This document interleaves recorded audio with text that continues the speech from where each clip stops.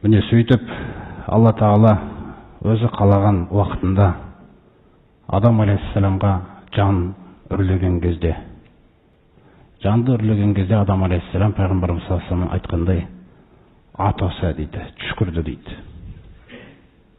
Осы түшкіру, мысалы, сол Алла Тағаланың жақсы көретін нәрсесі екен өзі асыл. Алла Тағала түшкіруді жақсы көреді дейді. Адамның түшкіргенін жақсы көреді дейді. Адамның ең бірінші Адам алейхиссаламнан, атамыздан шыққан нәрсе, ең бірінші шыққан дыбыс түшкіру екен. Фақул алхамдулилlah. Алла Тағаланың көкейіне салу арқылы адам түшкіргенде алхамдулилlah деген екен. Әлі күнге дейін сүннет болып жалғасады сол. Жаракым Алла деп өзіміз ауылда айтылып жүреді ғой. Ол сол ярхамукалладан келген нәрсе ғой, жаңағы сөз.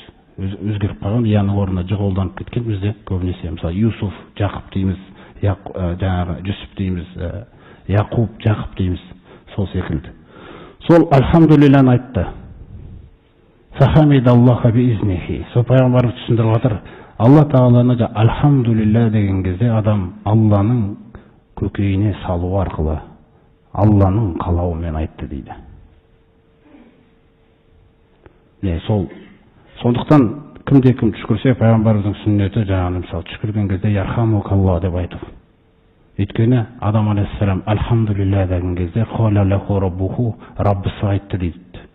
Раббысы айтты дейді адамға. Ярхамукаллаху я Адам. Ей адам, Алла рахмына бөлесін сені деп. Бір риуаятында ярхамука раббука деген, Раббың сені рахмына бөлесін ей адам деген.